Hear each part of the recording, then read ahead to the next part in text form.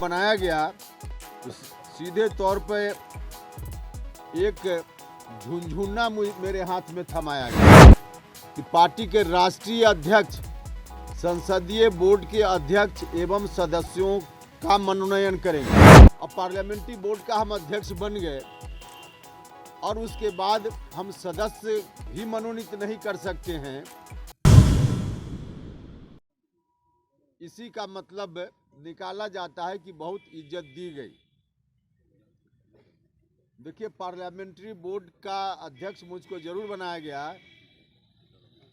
और जब बनाया गया था तो हमको भी लगता था कि पार्लियामेंट्री बोर्ड का जो दायित्व होता है पार्टियों में, उन दायित्वों को निर्वहन करने का अवसर मुझको मिलेगा और उस अवसर के कारण पार्टी के कार्यकर्ताओं के हितों की रक्षा हम कर पाएंगे।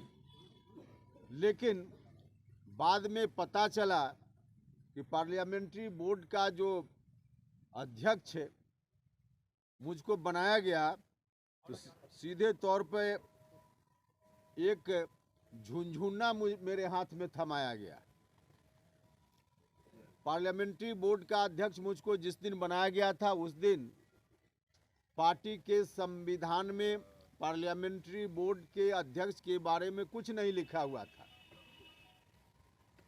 बाद में संशोधन जरूर हुआ संविधान में और उस संशोधन के हिसाब से उसमें यह बात लिखी गई कि पार्टी के राष्ट्रीय अध्यक्ष, संसदीय बोर्ड के अध्यक्ष एवं सदस्यों का मनोनयन करेंगे। राष्ट्रीय अध्यक्ष मनोनीत करेंगे पार्लियामेंट्री बोर्ड के अध्यक्ष को भी और पार्लियामेंट्री बोर्ड के सदस्यों को भी। अब पार्लियामेंट्री बोर्ड का अध्यक्ष राष्ट्रीय अध्यक्ष मनोनीत करेंगे, यह बात तो समझ में आती है, लेकिन पार्लियामेंट्री बोर्ड के सदस्यों के मनोनयन का भी कोई अधिकार पार्लियामेंट्री बोर्ड के अध्यक्ष को नहीं रहेगा। यह बात पार्टी के संविधान में संशोधन के बाद भी यही स्थिति है। अब पार्लियामेंट्री बोर्ड का हम अध्यक्ष बन गए और उसके बाद हम सदस्य भी मनोनीत नहीं कर सकते हैं। इसका क्या अर्थ है? और ठीक है कि मनोनीत करने का अधिकार हमको नहीं दिया, लेकिन 2 साल में आपने स्वयं भी तो हमारे साथ जो पार्लियामेंट्री बोर्ड कमेटी होती, उस कमेटी के सदस्यों का मनोनयन नहीं किया। तो पार्टी ने सदस्यों का मनोनयन नहीं किया और मेरे हाथ में अधिकार भी नहीं दिया, सीधे पार्लियामेंट्री बोर्ड का अध्यक्ष मुझको बना दिया गया।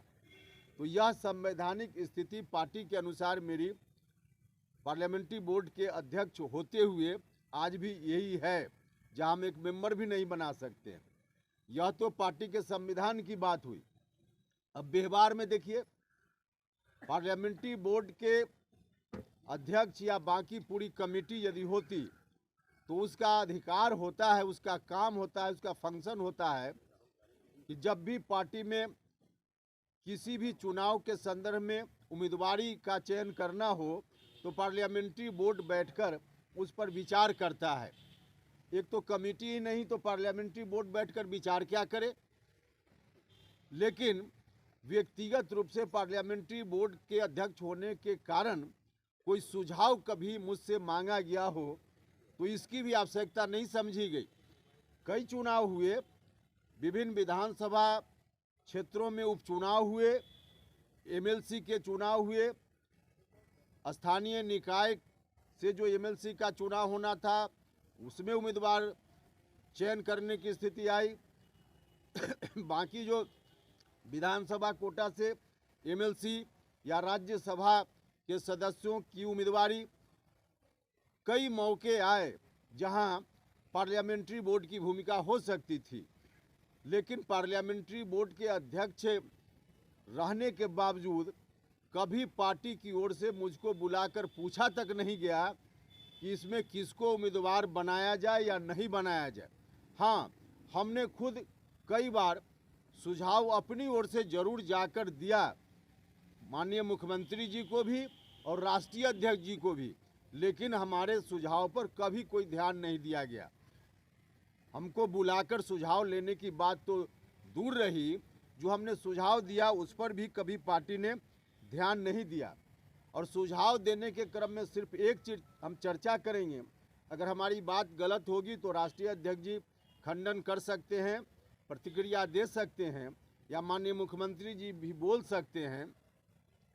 हमने एक बात सुझाव के रूप में, जब जब मौका आया विधान परिषद के सदस्यों के मनोनयन चयन के लिए उम्मीदवारी के बारे में या राज्यसभा, तब हमने कहा कि पार्टी में जो हम लोग पटना में एक्टिव रहते हैं रोज़, जो कुछ नेता, हम आम कार्यकर्ताओं की बात नहीं कर रहे हैं, राज्य स्तर के नेता जो एक्टिव रोल अदा करते हैं पार्टी में रोज़मर्रा के काम में, पार्टी कार्यालय में या बाकी प्रदेश में संगठन को देखने में, उसमें एक व्यक्ति अति पिछड़ा समाज का होना चाहिए जो इस तरह से एक्ट करे कि अति पिछड़ा समाज के लोगों को बिहार भर में लगे कि हमारा भी कोई आदमी डिसीजन मेकिंग प्रोसेस में पार्टी में है, एक जगह पर जहां हमको उचित हिस्सेदारी या हमारे हितों की रक्षा की जा सकती है। हमने कहा कि अभी वैसा कोई नहीं है। माननीय मंत्री लोग हैं या एमएलए हैं या